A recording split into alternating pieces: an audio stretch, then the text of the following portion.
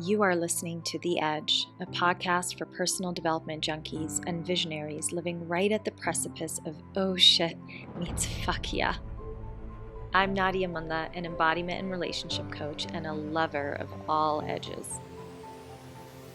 Stick around to listen to raw, unpolished conversations where we explore our personal and collective edges in all their erotic glory.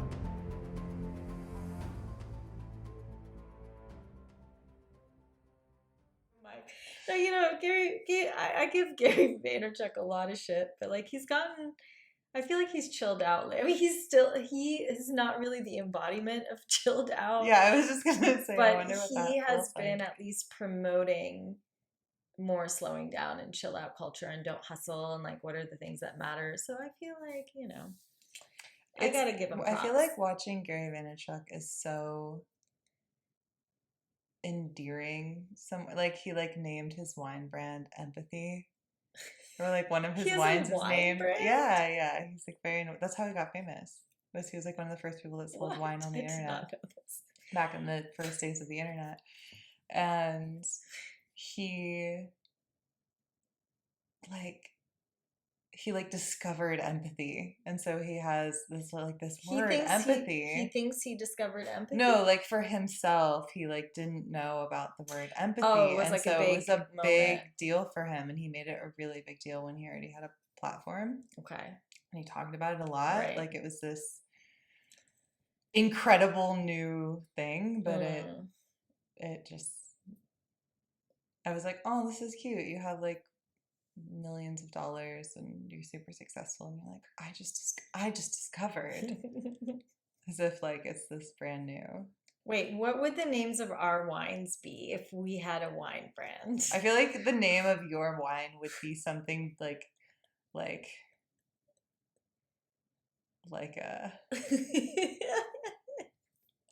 it would have like a, yes, exactly, it would be like bitch would be the last part of it.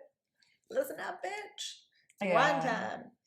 It would be like a relaxed bitch. Yeah. Calm your ass down. I like it. I could have a line, like I'll have a white. I don't really like rosé, so I might keep that out of the line. But like a white as sparkling. Fuck rosé. That would be what your rosé would be called. A what? Fuck rosé. Fuck rosé. It would be a non-rosé rosé. But yeah, I think a line. I'm wondering what yours would be. Let's see. I feel like I know the label will have something very Egyptian on it. I've decided. Of course. It'd be like Blue Lotus wine. Yeah, totally. There's definitely cat eyes somewhere in there. Like, I just feel like there's some sort of Egyptian. No eyes, but there's just the outline of a cat eye. Of a cat eye.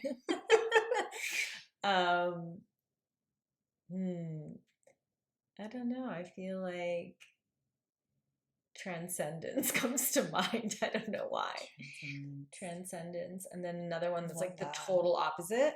Like there's transcendence, and then there's like something like dark and like teenage emo something, that's just, it's just called angst.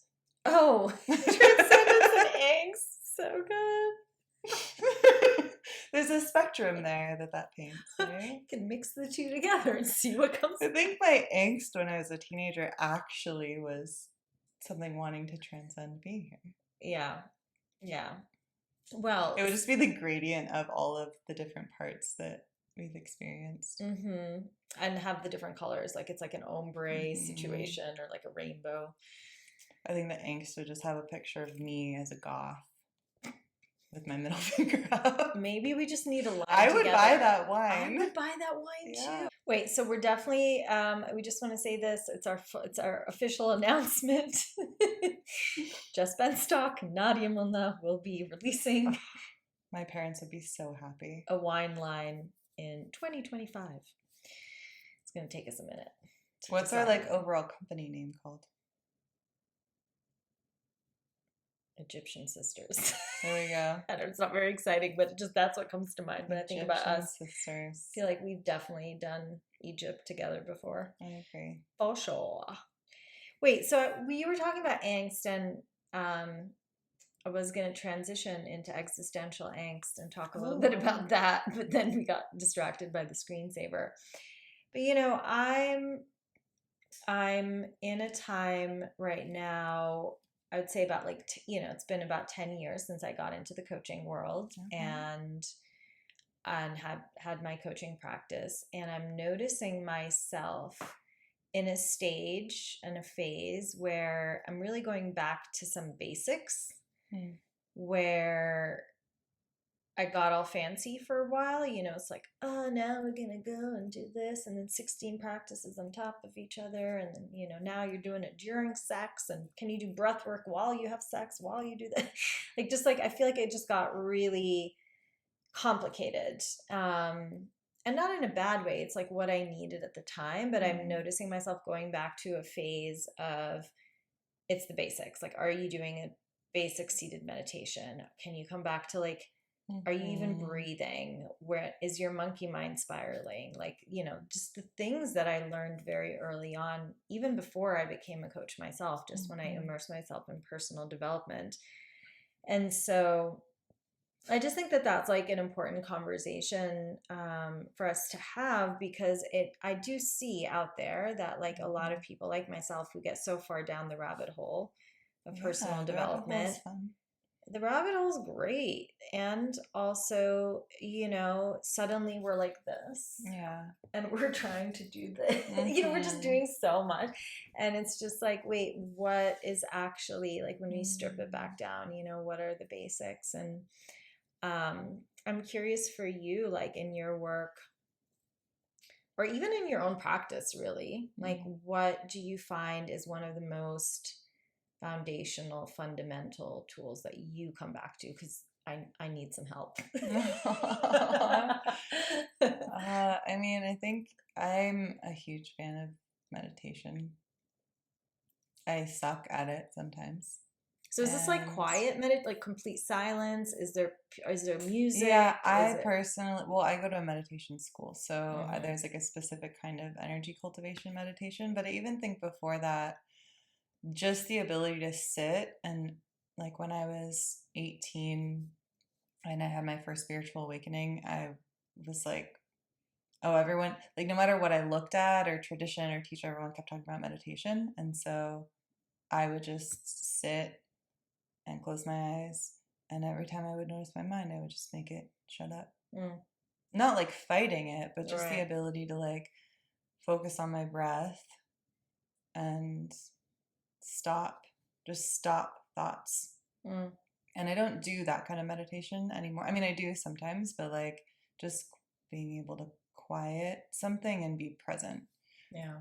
But sometimes I do that with senses, sometimes I do that with moving and writhing around, and as I know you do, and sometimes I know people do it with breath work that's really intense, or doing cold plunging. I think anything that leads you to shutting off the chaos and just being really present, and then allowing your consciousness, or training your consciousness to expand into that, whatever way you get there that works for you, which may be totally different in different seasons.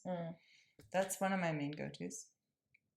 I'm curious, what are your thoughts? I always wonder about this, because I get so far into, and I've been teaching this for so long, and there's of course merit to it, because this is what I love, but going so deep into the sensation and deep into the emotion, and even with things like the monkey mind or the inner critic voice, instead of quieting the voice, actually engaging with it and sitting down, having tea with it. That's an exercise I do a lot with my clients, which I find they're their minds are blown, because they're oh wait, I don't have to fight this voice or tell it to shut the fuck up. I could actually sit and try to understand what it's doing for me and how it loves me and protects me, which is, of course, we know, helpful. And I have started to notice, as I'm going back to this full circle of coming back to the fundamentals, that there's a way in which you can overindulge also being in conversation or being in sensation or being in emotion. And so I'm curious if you have any thoughts on, like, again, tips for me as I navigate the void. Like how do we know from like which side of the spectrum to pick? Like, is it like, no, I'm gonna wrangle this monkey mind and just be like, shh, and just every time it says something, shh, and just do that, which is sort of like meditation? Or is there something I'm missing about the energetics of the meditation? Or is it more like, no, actually, let me see what this voice has to say and why it keeps popping up, and like, when is the good time to go this direction versus this direction?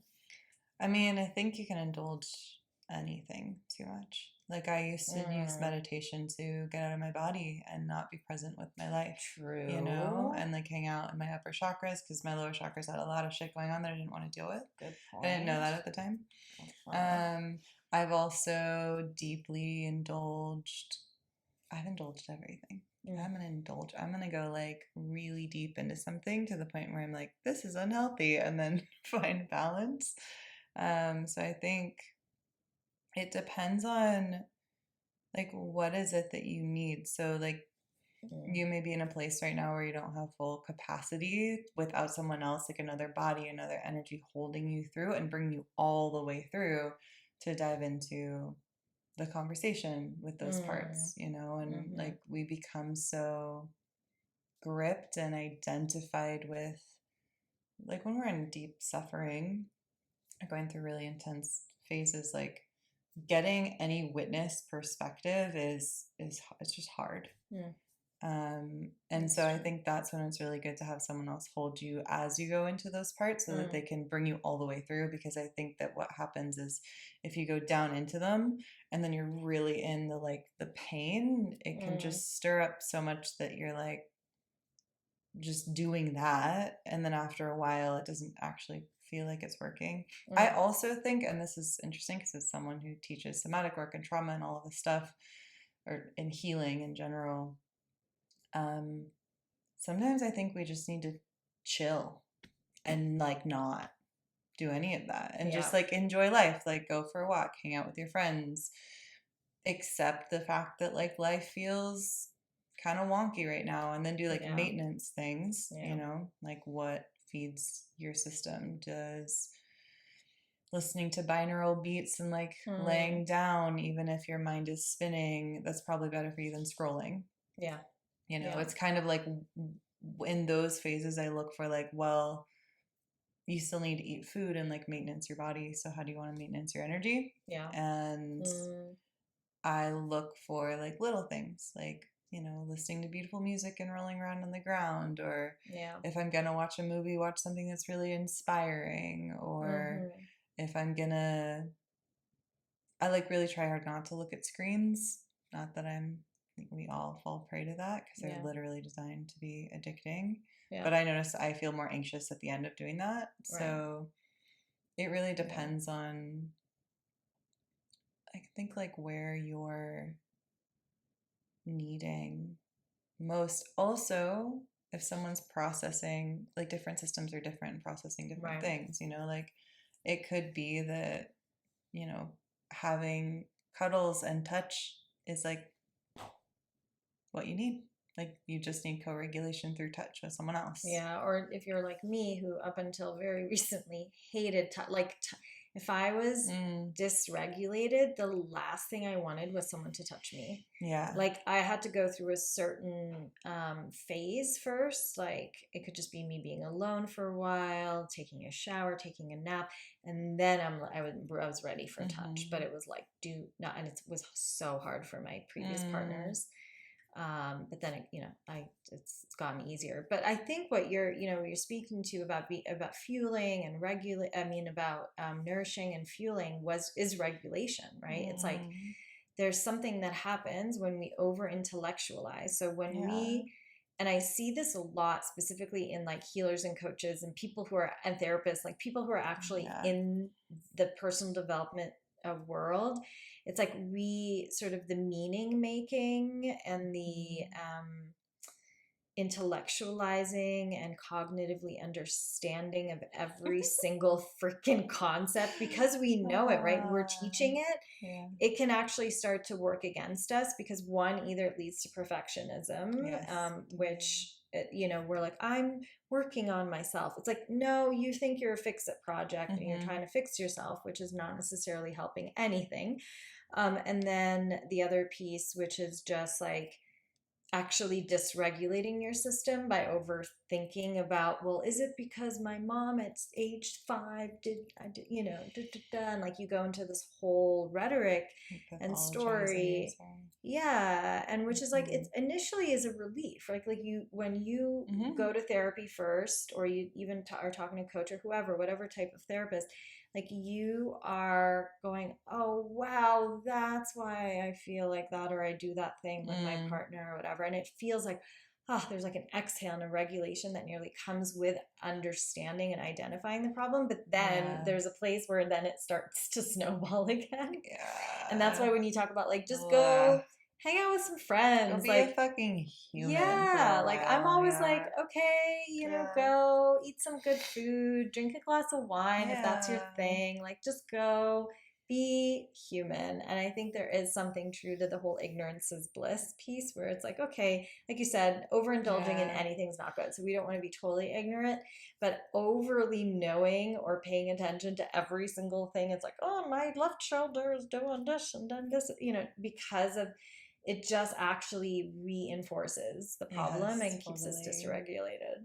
It's really, I think that part of that leads back to the fact that we are disconnected via the Western mind and Western psychology. Like we compartmentalize things, and we love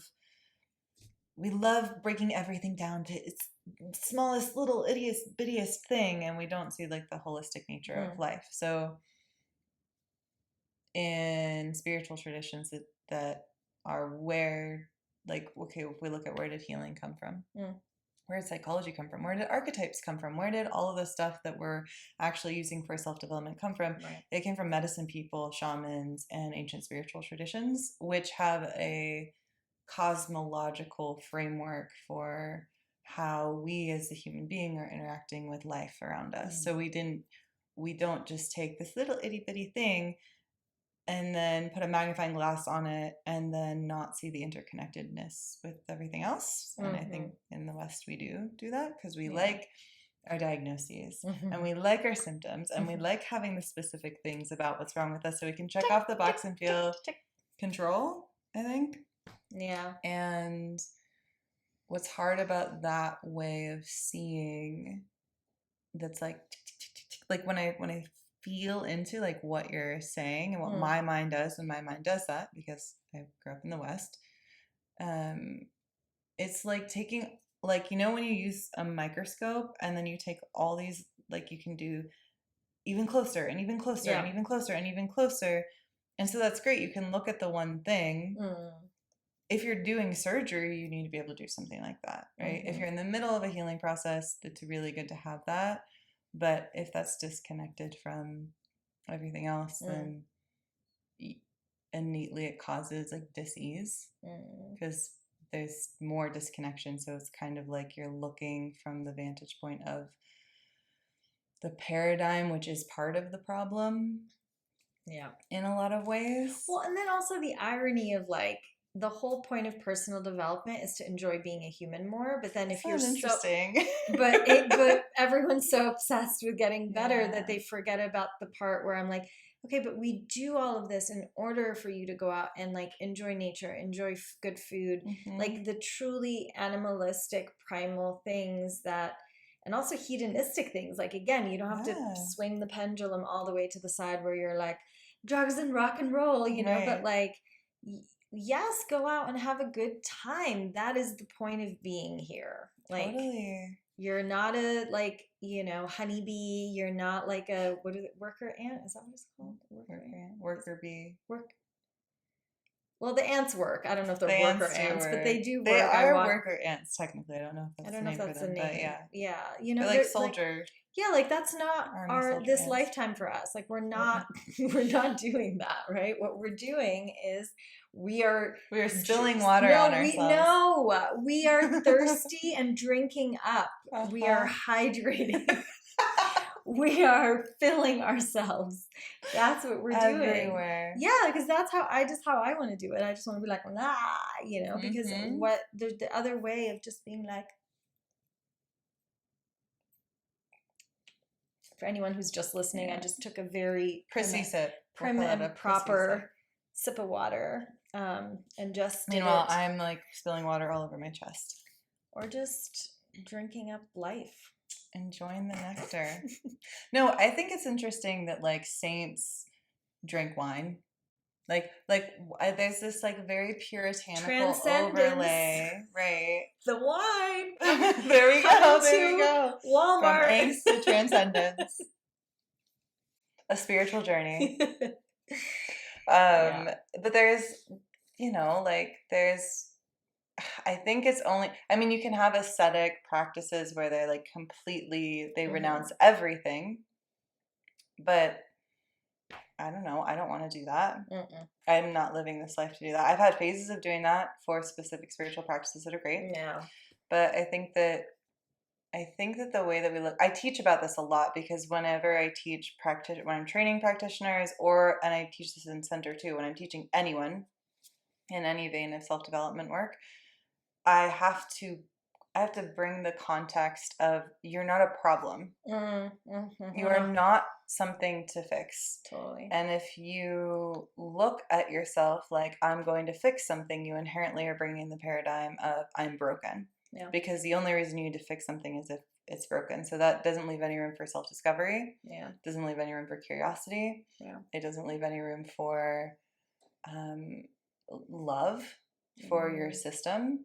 Yeah. Other than the kind of love that's more from a place of like, oh, like let's tend to this poor thing. It's like, no, you're resilient. You're made in a body that's fucking miraculous, and we still don't understand. No, we don't. Not even a little. Yeah, and we don't understand what created it. We don't understand, but like, here we are. Yeah.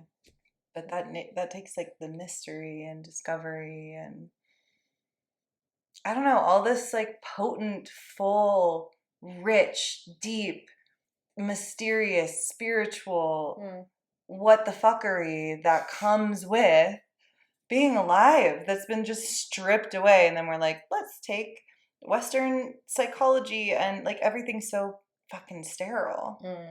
But life's not sterile. Yeah. Yeah. And then also with self-development, it makes me wonder about like the new age, like who are we looking up to? Where's the end goal? Are you trying to be enlightened? I don't think I'm trying to be enlightened. I think I'm trying to like enjoy my life. And that's why I love you. Live in a stress-free way as much as I can in a world that is inherently trying to press all the stress buttons all the time. Yeah. I think that's also really important. It took like a long time for me to be like, what do I want out of this? Yeah. Oh, I think this is, anyone listening, I would say this is your journaling prompt tomorrow. Like, what do you want? What are you trying to get? Because it should be just an upgrade of your human life. And I understand there is a small percentage of the population that's really small that, like you said, have more of the ascetic practices that are meant to be like monks, priests, etc. in this lifetime. But for most of us, like that's not actually what we're aspiring to. And so when is the joke on us? Like when are we just again in the hamster wheel, but it's just the hamster wheel of, can I be more enlightened than you? Hi, love. Just wanted to take a moment out of this conversation to let you know there are so many ways to start your embodiment and intimacy journey. It is not necessarily having to work privately in a coaching container with me. There is a whole page on nadiamanla.com under the tab Self-Study that is dedicated to anyone who's looking to just start their journey. So whether it's an embody at home class that you want to start to bring into your morning or evening routine to just move the energy, to explore your different feminine archetypes, or maybe it's something in the world of intimacy and sexuality. I've got master classes from everything around energetic sex to exploring monogamish type relationships and lots more. So definitely go take a look at the page, nadiamunna.com, and then go to the tab that's self-study. And for those of you who are here on this podcast listening, I've gotten so many DMs from beautiful, devoted listeners sharing with me how much of an impact these conversations have had. And I really just wanted to give back the love with a special 50% off code. So if you go to the checkout on any of the classes that are there and you put in podcast love, all one word, in the coupon code on the way out, right? You will get that 50% off as a thank you from me. I am so fired up around the topic of embodiment and intimacy that I can't not nudge you in the direction of actually getting into the practices, and that is the place to start. So definitely go check that out. And of course, if you do want to work privately with me, that is always an option. Just shoot me an email, nadia@nadiamunna.com. Let me know what you're looking for. Everything from, you can start with a single session. And if you let me know you're from the podcast, I'll give you 50% off on that single session as well. And so we can talk more about that over email. So either DM me at nadiamunna.com on Instagram or shoot me an email at nadia@nadiamunna.com. I will see you there. Now back to the episode. So there's quite a few things that you just shared that I like. There's so many different pieces that I wanted to address, but the first thing I want to mention is you talked about Center, which is the foundational course that you have, that's self-paced, that is for people like myself who were like, okay, I did all the fancy schmancy stuff, but like, let me come back to the classics.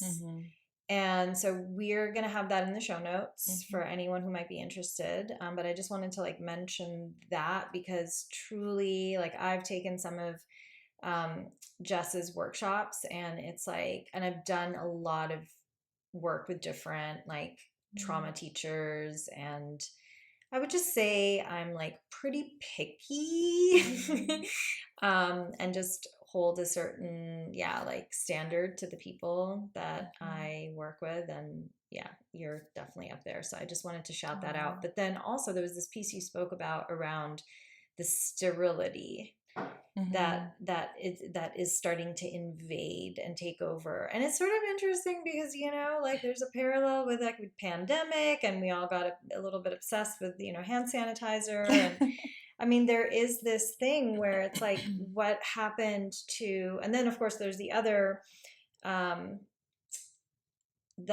like movement, so to speak, of like get your hands back in the dirt, not just on a spiritual level to connect more with Mother Earth, but literally because dirt under your fingernails will help your microbiome and actually makes you healthier. But, you know, that's a new, you know, this is Zach Bush and Co. So it's like not a lot of people know, but I think people listening to this podcast have an idea what I'm talking about.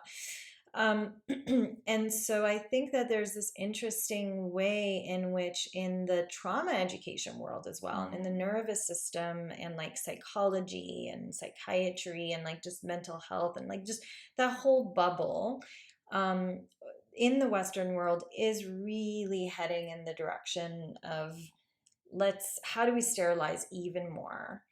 Everything.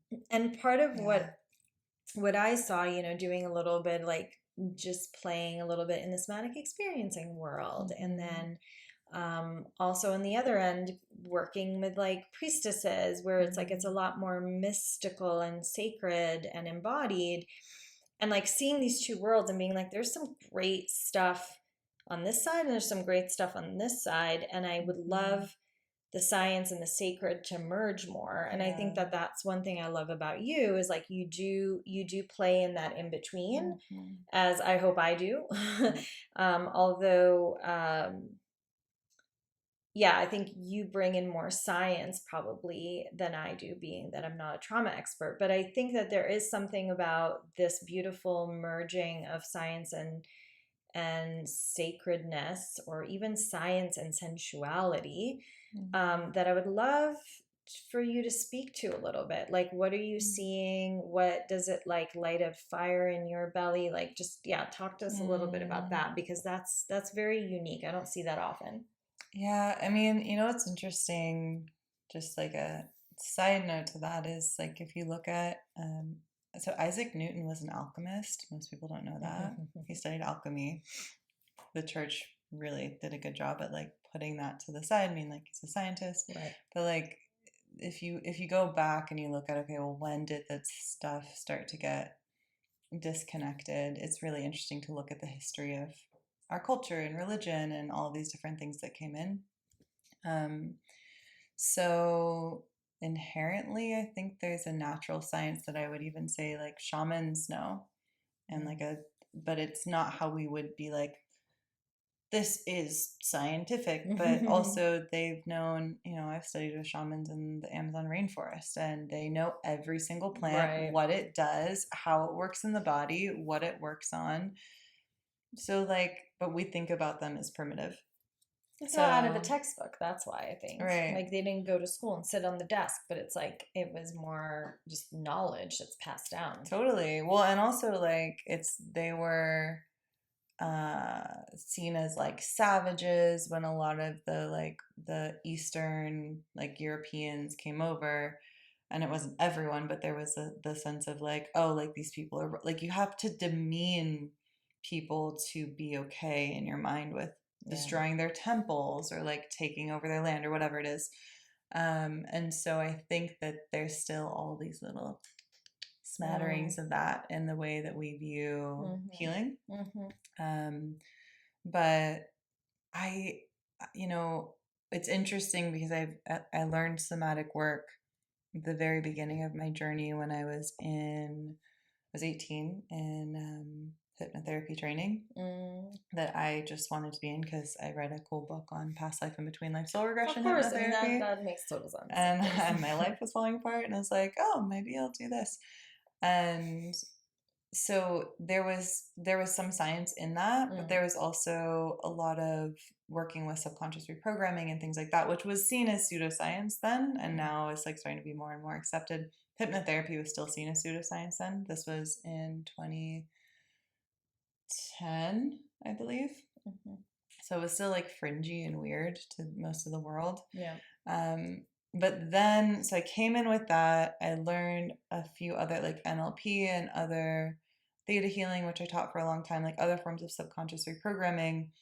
And then I went into the world of medicine work. And so I was learning to hold space, and I wanted to, actually at that point, wanted to learn how to serve ayahuasca. And so I was in like intensive trainings around that being the thought that that's where I was going to go. But coming into that world with all of this knowledge and experience in how the psychology works and how the body works, and then holding space and being a helper, and a lot of them like the healer helper, like if someone was really going through something and the person leading the ceremony had to sit there, I would go and like kind of like hold space for their energy and work on blocks and things like that. That taught me so much about how the body works. Like that gave me this direct experience with the somatic body that I previously like had somewhat, but not anywhere near that level or that degree. And so, and because I was studying with a lot of indigenous elders, like the science and the mysticism just were always together.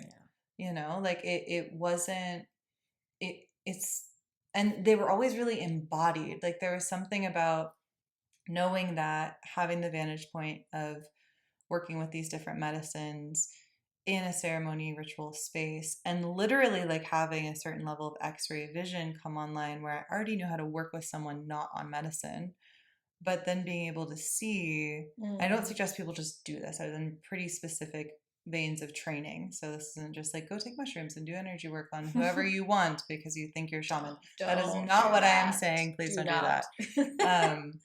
Yeah, but there's a level of, it was like I was learning in this deeper way. So I think that the merging of those two for me has always been, it just is what makes sense. I also come from a family of Western medicine doctors. So it's really interesting their vantage point. Like my dad is a dentist and he breaks down every single thing into like a chemical. That's what the universe is. It's chemicals all interacting with each other. It's the periodic table of elements. And my mom, who's now gone through a spiritual awakening, who is a physical therapist, she's more somatic, more intuitive, you know? So yeah, I don't know. I think like that's where the meeting of the two come for me. Yeah. And I also think that's why people get a lot of work or a lot out of the work that I do. Like when I get the reflection oftentimes of people doing other trauma healing trainings and learning about trauma and then coming into working with me and being like, oh, I get it. Yeah. Not because my mind gets it, but because energetically and experientially, the way that I teach is based in what it's being taught about. So it's not just teaching about it from the head or the mind. And center is the same way. Like it's like my framework, I think that's most important for all of us, even in your like earlier question, is self-knowledge. Like what do I know about myself? What am I learning about myself? What works? What tools work for my system right now? What's the feedback I'm getting from my body that feels good? And then just like doing it.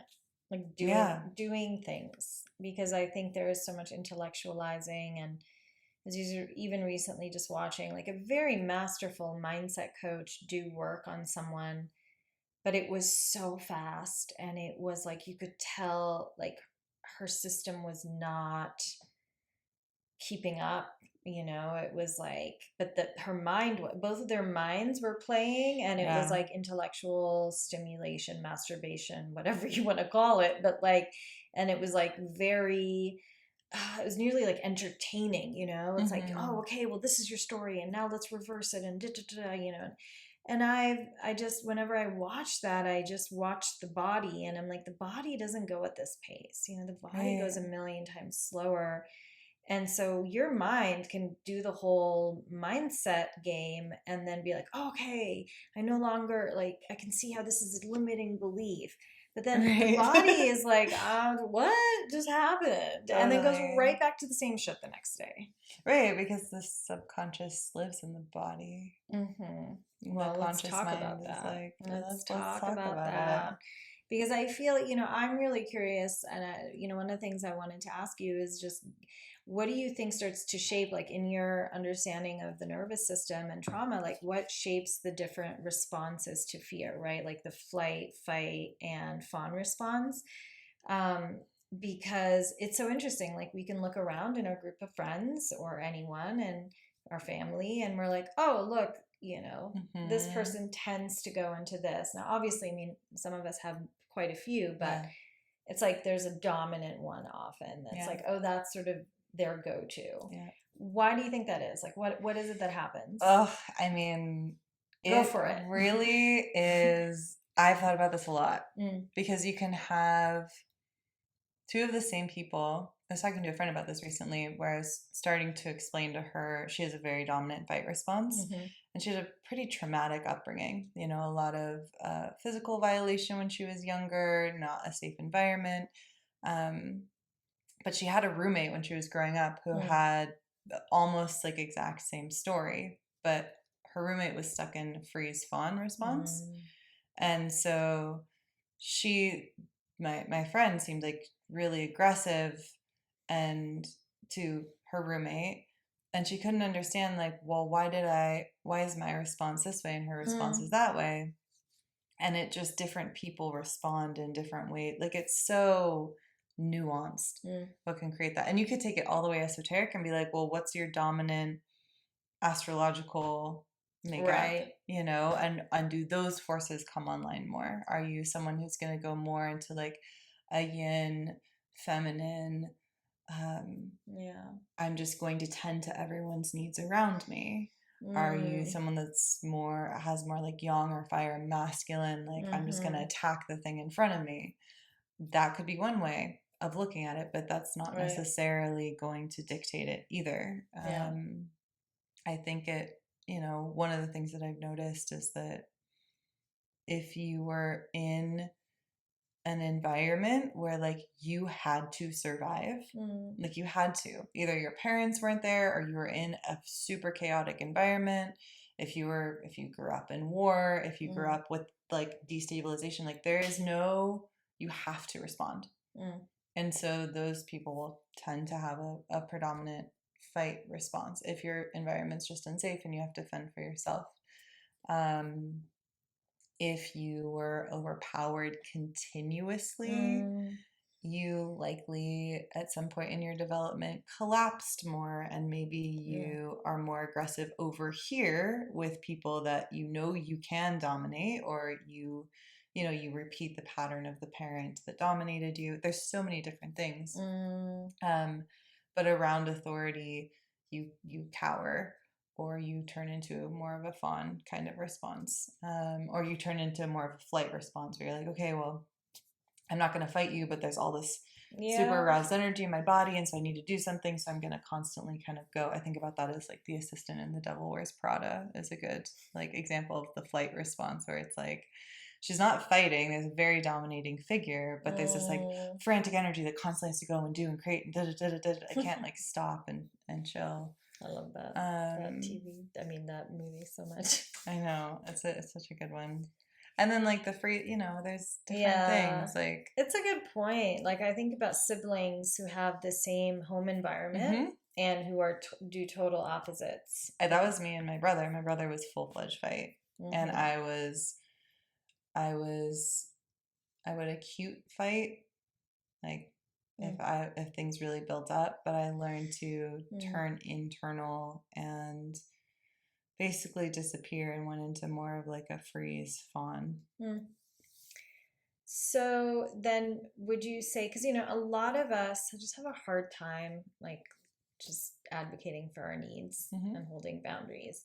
Do you feel, just based on your experience, that the fight profile of person tends to be better at advocating for their needs and holding a boundary than freeze fawn? Is there a correlation? Am I just making it up? No, you're not making it up. There's totally a correlation. I would say a fight person they have had to get their needs met. Like they know that this is a broad generalization, but like the fight response is like, no one's going to be here for me. I need to be here for myself. And so it can be like, there's a line of people and you just kind of bulldoze them and like to like get your own because you need to like survive. And totally unconsciously, but it can just be that way at times. And there's going to be more of a like demand. I would say there would be more boundaries, but there can be more boundary crossing of other people. True. There can be also crossing your own boundaries because you're actually doing whatever you need to survive in a experience that maybe survival is not actually the thing. It's just how your subconscious is interpreting. That's one I can resonate with a lot. Yeah. And it feels in the body, it feels like you're going to fucking die. So like you have to have a lot of compassion with yourself when you see that hindsight 2020, like, I respond to that like I was going to die, and I clearly was not about to die. Yeah. So there can be pushing your own boundaries for survival and hurting yourself, which is how a lot of people hit burnout. Yeah. That's me. And then asking for help can also be vulnerable in other places. Right.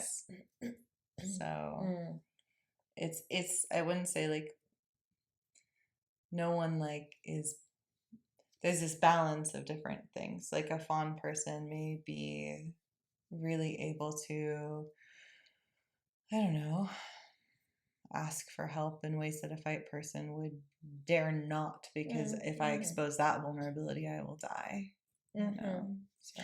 Yeah, it's interesting. I guess there's medicine, like the fawn profile is maybe more okay with being vulnerable, but has harder being in like demand energy, versus the fighter is more like is just automatically going to demand, but maybe doesn't want to be vulnerable. So, but actually both are needed to speak your needs and to hold boundaries, because those are difficult conversations between two humans. And in order to have a difficult conversation, you have to both be like, hey, this is what I need. So you need to be able to not demand, but like come with an energy of like, this is what I need, which has some demand to it. It's not telling the other person like you have no option. It's just saying, here's what I need. But then also being vulnerable by being like, here's what I need.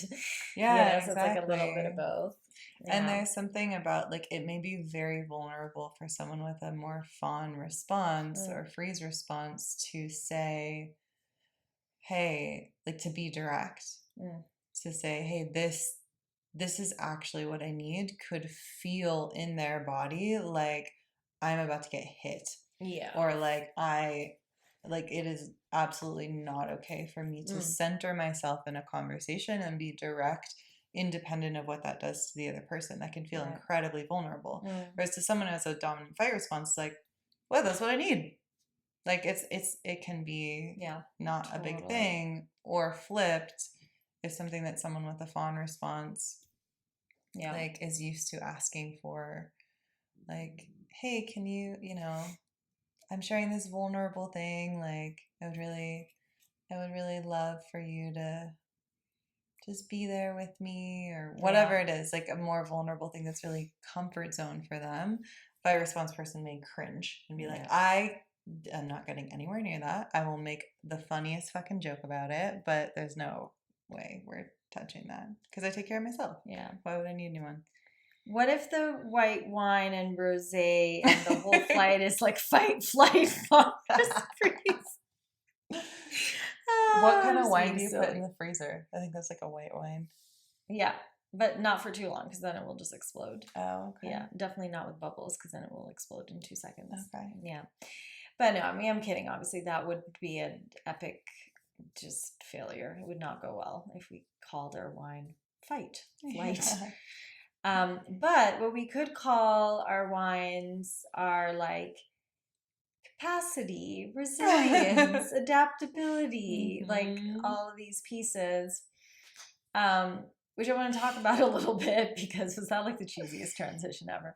I want to talk about that a little bit because I think that going back to the piece of like, what is the goal of all of this? Like, why are we here? Like, those of you listening to this podcast, like, why are you even listening to this podcast, right? Like, you're trying to get somewhere. You think that, okay, there's a certain amount of wisdom in this personal development shit. Right. So let me listen to some other people who I think have it together a bit more.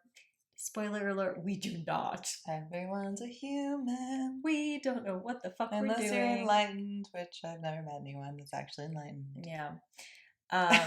Oh, we can call our wine I Don't Know. That's great. I actually, a friend of mine, maybe I shouldn't say this on this podcast. There's like a secret maybe business idea that me and a friend of mine have, but it has to do with having the shirts, but I think having a shirt that says I don't know.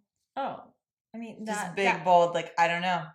The more someone says I don't know these days, the more I'm like, you know what's up. I trust you. I believe in you. You figured it out, mister. Yeah.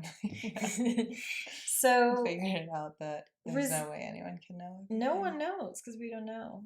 The adaptability, resilience, and capacity. These three for me come to mind because I tend to put them in, I guess, like under one umbrella around measurements for health and specifically nervous system health. And so I'm curious what you think about that. And, it may be that each one of these is separate. It might be that, they're like under one umbrella. I don't know how you see these words, but I do think that there's something important to talk about around how we've, in a way, how do I want to say this? Like, we've taken personal development or spiritual awakening or just transcending, getting evolution, whatever you want to call it, and we've turned it into like a race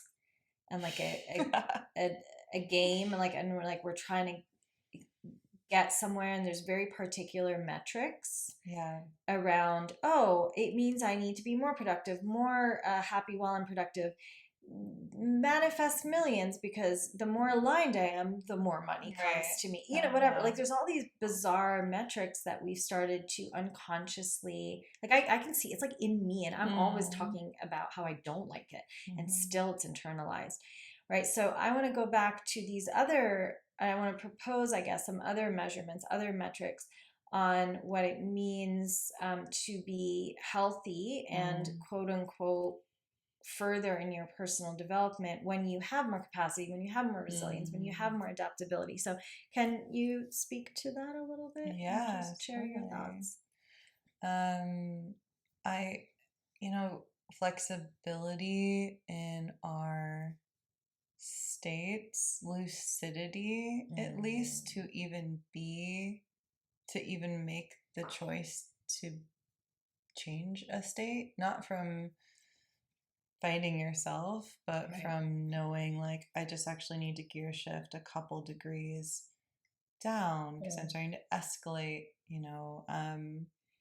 maybe I'm going into more of a stress response, and most people just it's literally like driving a car. We unconsciously are like in hyperdrive, or we like the body throws it back into neutral when we crash. And all health, this is why I have so many health practitioners that follow me that are like, everything goes back to nervous system work, because any health practitioner you go to is like, how's your stress? Yeah. And they're saying that because if you're really stressed, then there's a downstream effect from stress on hormones, health, all of that, longevity. And so, but again, it's not huge fireworks that gets you into resilience and adaptability. It's subtly tracking your system and learning how to every day move from a state of maybe you need to generate a bit more energy and bring your energy up out of hypoarousal. Maybe you need to calm your energy down. I know for me and most of the one-on-one clients I have, we have a mission mode. And that mission mode could also be called a fight response. And if we are in that mission mode for too long, and it tends, fight is a very hyper focus, it's hunting. So it's like, I'm going to attack, I'm going to hunt. There's not really peripheral vision. Your whole perspective of time changes, which trips me out with nervous system work, because it's not just nervous system, it's your consciousness molds and shapes time. Like when you're in a fight response, it feels like you need to get things done now. I need to execute, you need to go. And there's like this stressor in the background. You scale that up, and like that's not good to work in for multiple days / years / decades at a time, which is why people hit burnout, and why, and particularly women's systems are more sensitive to stress because of our hormones too. We don't have testosterone continuously every single day throughout our system, which is why. Anyway, that's a different topic about patriarchal. I want to be like, too bad, constructs. But also no. Yeah, so I mean, it works really well for the system that we're in to have that, but it also works really great if we had a system built around our cycles and women. Estrogen. Who happen to be the bearers of life. We probably should. Just as a side. Maybe build a system around that. But anyways, there's a level of side hustle. Maybe there's wisdom there somewhere. Yeah. But like one of the things that I teach with this mission mode thing is when you're sitting at your computer, when you're at work, watch your heartbeat, watch your breathing, and watch where stress, or watch where there's tension in your body, and especially the upper half, because we tend to pull out of our root and go up and out. And first watch the difference between that and when you're like chilling in nature with your friends. Just simply notice the difference in your body. And then when you are in a more mission mode kind of vibe, watch how even just by noticing it, your body will relax a little bit.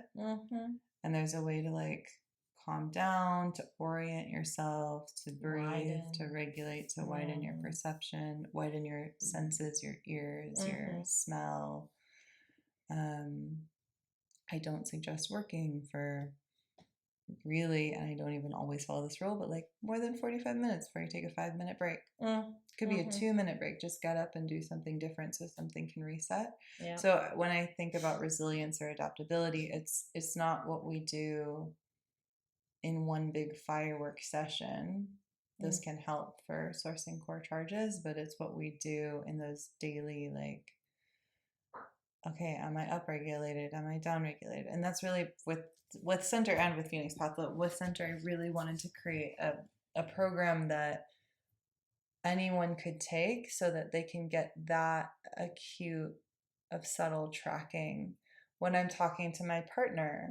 I notice this all the time when I'm talking to my partner. Like, there are different levels. Can I fully take my partner in as a being that he is, or am I like am I more tense? Do I have am I more sharp? Do I have like a thing that I need to get him to know? Yeah. And then am I talking to him?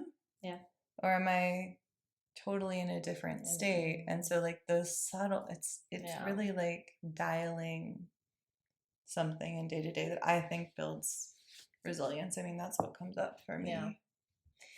Yeah, I love that, because that gets into like micro moments and the importance of micro moments, micro decisions, like how we shift, even just like, oh, look, I'm not breathing. Let me breathe again, like deeply, or, oh, I think about that. I visited, I think it was the oldest tree in Bali on the island. And I was like, okay, wise, blah, blah, blah. Like, give me the message. And it was like, I literally heard relax your asshole. And I was like, really? Is this what's coming through? But then I sat with it and was like, oh, it is the deepest wisdom, right? Like, how do you ground? How do you root? You relax your asshole for sure. And the moment you're up here and your shoulders up to your ears and you're typing away and you're so in your, like you're not relaxing your asshole. It's literally impossible to relax your asshole while your shoulders are up to your ears. Try it. See if you can do it. I'm going to try it right now. Let's try to relax. That's so weird. I have to like disconnect the upper part of my body from I mean, I guess you could try if you exhale and make sound. It's just so, I don't want to do What did you do today on the podcast? We tried to relax our assholes. But also, my guess too, to that point, is like, you're not even going to be receptive to what the tree may have a message for you if you're like, but that's, I feel like in the West, that's like what we're trying to be like, give me the insight. Yeah, okay. But like, calm the fuck down. Yeah. I had an experience recently that I think is like continuously comes, if I look at the past 13 years, I'm like, oh, it's always come up. Every time, it's never changed. It's always one of those truth things where if you're in a state where you're really stressed and there's a problem and you need to find an answer to the problem, you're not going to find it when you're frantically looking for the answer to the problem, because that's the state of the problem. But if you actually totally, and it's addicting because you're like looking, you're searching, you're hunting, you gotta find it, but your consciousness, your nervous system, but it's not just your nervous system. That's one thing that bugs the shit out of me about people that are in trauma work. Like, it's just the nervous. I'm like, no, it's the whole thing. Oh, yeah. It's the whole thing. Yeah. But your energetic body, your field, your emotional body, your psyche are not actually in a place of receptivity at all. Yeah. So your intuition can't come in, insight can't come in. Like any creative flow, your best poetry, your best songs, your best writing, it didn't come in and you're like, how do I do it? It came in when you were just like, I'm just chilling, watching this tree. Yeah. So like creativity and solution comes in the land of being present, which means give up on the problem. Go outside, lay in the grass, count how many shades of green there are, smell the smells, listen to the birds, and get so peripheral with your consciousness that all of a sudden, I didn't think of that person. I didn't think of that thing, Totally. Yeah, it's the control, as a recovering control freak, I can attest to this and I see it, right? Like when we have something that's so strong in us that we're working, we're going to see it a lot in the world. And so I see again in the personal development world and anyone who starts that journey that, and also the sort of new age spiritualism, I mean, it's all like one big bubble, but there is this, I'm going to control my circumstances. Like, how much can I control my circumstances? Using my mind, using my manifesting skills, using my super intense spirituality, right? But actually we can't control our circumstances. Like we can pretend all we want, but it's a bunch of bullshit. Like what's going to happen is going to happen. What you can control is the lens through which you see your circumstances and experience your circumstances, but not the actual circumstance. And so I think that it goes back to like, there's this weird way that we're being packaged spiritual development and personal development, but that's actually just you trying to be a control freak in a different way, but it just shows up in a different costume. And it's like, well, that's you just still doing the same exact thing you did before you were quote unquote awakened or on your journey to developing.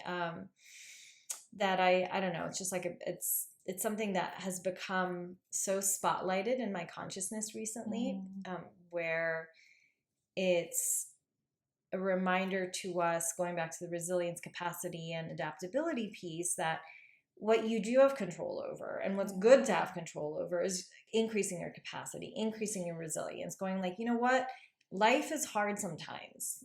Sometimes life is hard for your whole life. That person who's sitting in prison and is innocent, like and have been there for 25 years, like that is a hard life, right? But so those are things like I think are a little bit just people don't look at in our world, where it's like, oh no, that doesn't happen. We're just looking at the people who sat down and manifested millions. And it's like, no, sometimes life is hard, and sometimes it's for a short period, sometimes it's just the karma of that lifetime. And how do we work on increasing our resilience when shit hits the fan? How do we fall down, get back up, and not make it a whole thing? How do we do that and not lose, guilty on this one, but not lose faith and not lose connection to the divine, or not feel like, oh, I'm forsaken by God, by the divine, and instead just continue to have faith and trust despite the circumstances. And to me, that's capacity, resilience, and adaptability is like, okay, and I think they're not sexy concepts. No. And so people no one's marketing or selling that, but that's actually the foundation for true health, not just nervous system health, since you just mentioned that pet peeve. But it's overall like holistic, full body, spiritual, soul health. Totally. Well, and I think that one of the things also that I would say is to speed that up, and this is, no one taught me this except for my own experience of life, is have the tantrum faster. Like, you're mad at God, be really fucking mad at God. Like, full on breakdown, cry, pray, do the whole thing, get messy, so that your system can actually like move through that. If it's at one of those peak acute moments, like I had one of those peak acute moments. Mind you, I was like luteal and my period was late, and so that was just like, that's the whole thing. But I just finally like let myself break down on the floor crying, and like even though the state of what was going on I knew wasn't true, I let myself feel like it was true, because some part of me felt like it was true. And then what I noticed is from there, things could start to reset. It's like something about that pushing it away, that like I think that expands the amount of time. I call it conscious tantruming. Yeah. Like, if you don't want to do something and you're resisting it, then stomp around. Act like a little kid that's saying no to its mom or whatever. Because sometimes we're doing that at life or a job or God or a partner, and just embody it to the point where like, okay, you did that. Yeah. Now what? You're still here, and you may want some help. Also praying. I think everyone needs to be just praying, just for help. Just pray for help. Just say, hey, I would love some help. Even if you don't think you need some help, you probably need more help. Like, the fact that we're not even asking for help is kind of a big deal. But yeah, the nuanced little things, no, they're not sexy. But having a fucking ripped body is real nice, but working out every day isn't sexy either. Yeah. So it's like taking certain herbs every day isn't so sexy, but having a healthy adrenal system or whatever it is. So it's when I look at teaching and when I look at everything, it's like, what are the principles? Like, what is unchanging truth? Oh, yeah. And unchanging truth is consistency is really fucking powerful in little things. And over time, it feels really good, but it may not feel good in the moment. Yeah. Okay, I have a question for you. Yeah. Is there ever a time where resiliency can be bad or resilience can be bad? I think from the fight yes, response. yes. That is where like I think that the fight response is interesting because it is there's a reason why it is the most predatory response in nature. Predatory is a good thing in nature. Yeah, just stay here. You're like top of the food chain, you know, for the most part. Yeah. And so there's a certain level of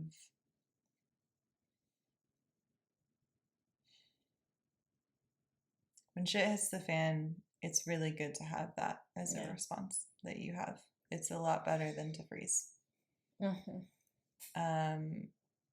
And you know, the part of me that wants to be like, yeah, but we're all equal and beautiful. It's like, yeah, but when shit hits the fan, like I know that part of me gets things done.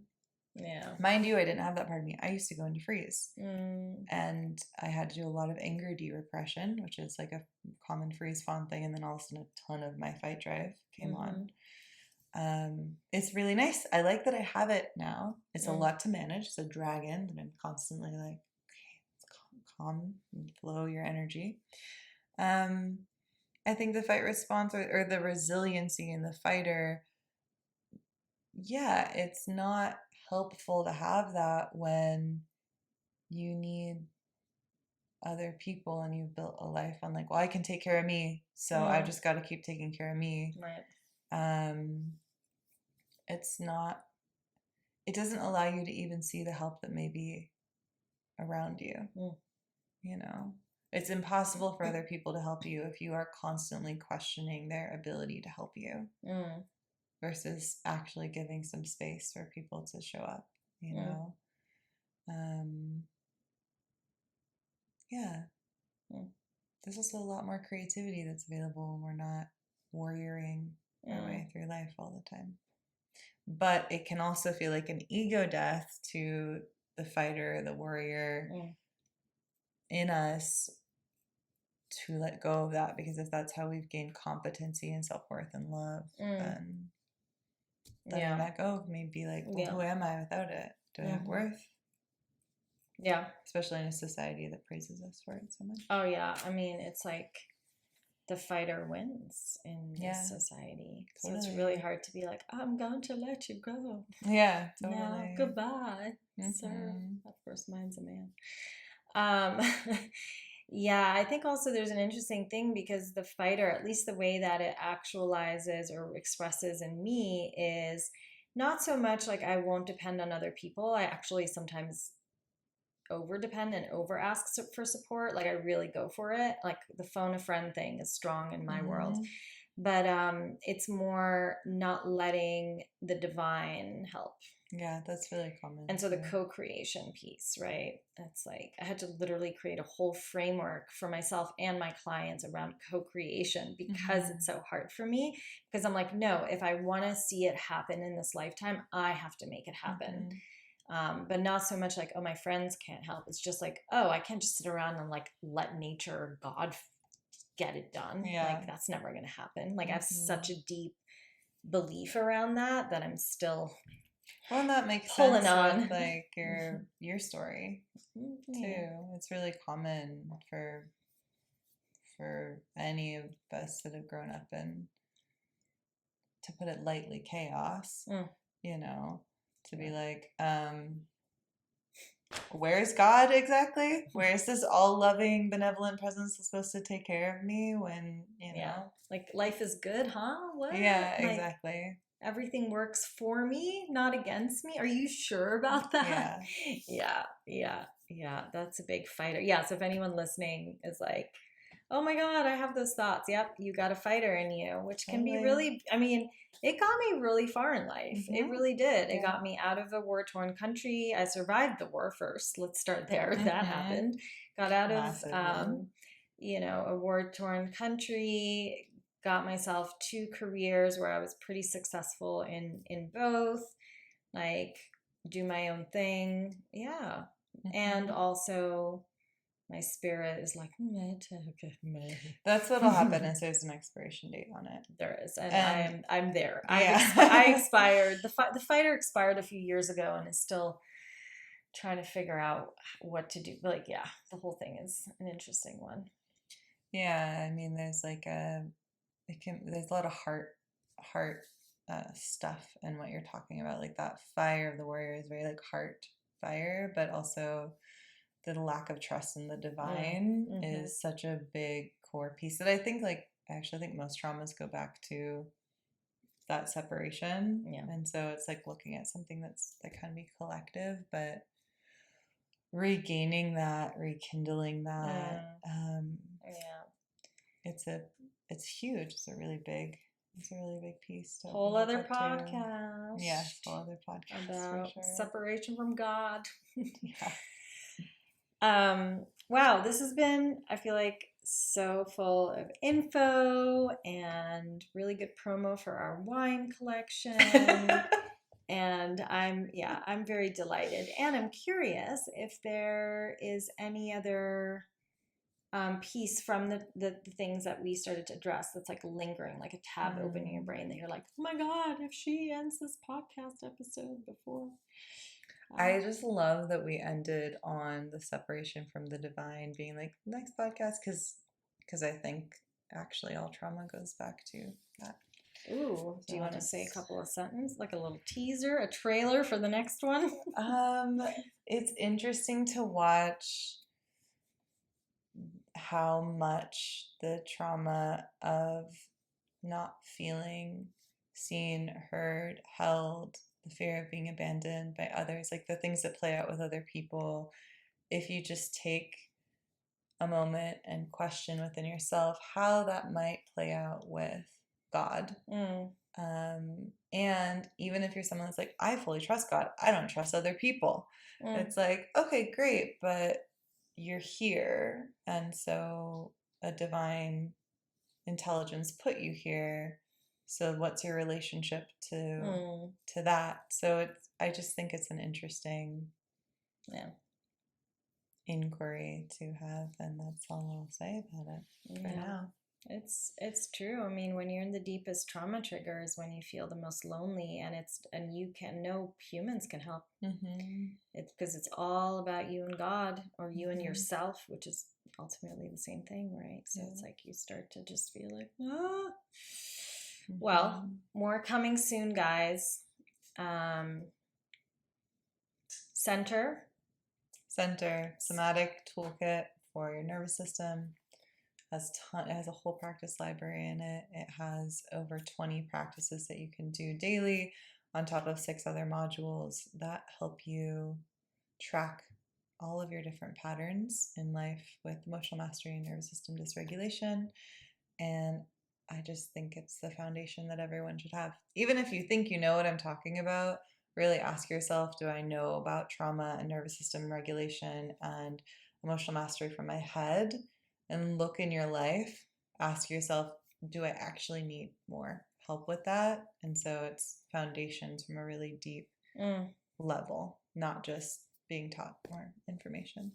I also just love having a library of tools, right? Like there's something about, we're so busy, we have so many other things to do, we have so many, excuses to why we can't do stuff. It's like when you just have that sitting there, it's so much easier to put into your schedule, 20 minutes a day or whatever it might be that you have time for. And then, I love going into a vault or a library and being like, okay, what do I want to do today? Yeah. Because I don't like to follow a schedule. Yeah. But I like to have time that's set, so I still have the structure, but then I go in and there's a buffet of options. And I feel like this is such a great way that people will have that, and it's lifetime access, right? Yep. Or how does it work? Yeah, lifetime access. Yeah, so it's like once you have it, you have it, and that stuff, like, that is foundational to your entire experience of the day. How you experience your family, your partner, your boss, your clients, like the whole, your body, so the whole thing. So all right, well, we have that link in the show notes, obviously. Thank you so much for chatting with me. I mean, Jess and I will chat on our walks, hikes, whatever, sitting on the couch. Like, we can go for hours. And we're like, finally, we need to record one of these chats. But I feel like there will be more. I also have a practitioner training for people who are more advanced in their craft. So it's called Phoenix Bath, and it's a practitioner training for people that wants trauma-informed tools, but actually to be able to go in and do somatic healing work, energetic healing work. And it's really like, if you're already a coach, if you're already experienced holding space, if you've done a bit of emotional processing work with a therapist or with a coach, that's more who it's for. It's for people who are already on the path. That's their devotion to service. That's their practice. And they want more deep and tuned skills in that way. So. Awesome. And then they have to do center to do... You have to do center to do Phoenix Path. That's preliminary, but when you buy center, you get $700 off of Phoenix Path. So it's basically, center becomes like a $300 course instead of a $1,000 course. And there are payment plans for both of those things. I love a good bundle. Yeah, that's a good bundle. I like things bundled. That's a good bundle. I love a good bundle too. I love a good bundle. All right. Well, thank you so much. Yeah, I love you. Thanks for being so wise and heart-centered, and for serving all the people who are serving people. Aww. Yeah. Thanks. Thanks for having me. I love you too. If you enjoyed the guest on this episode, you can head on over to the show notes to get more info on their bio, their work, their website, and all the good stuff. I love you guys so much. Thank you for listening. We would love for you to rate and review the show, and I'd love to know your takeaways from the episode. You can do that by DMing me on Instagram at Nadia Munla.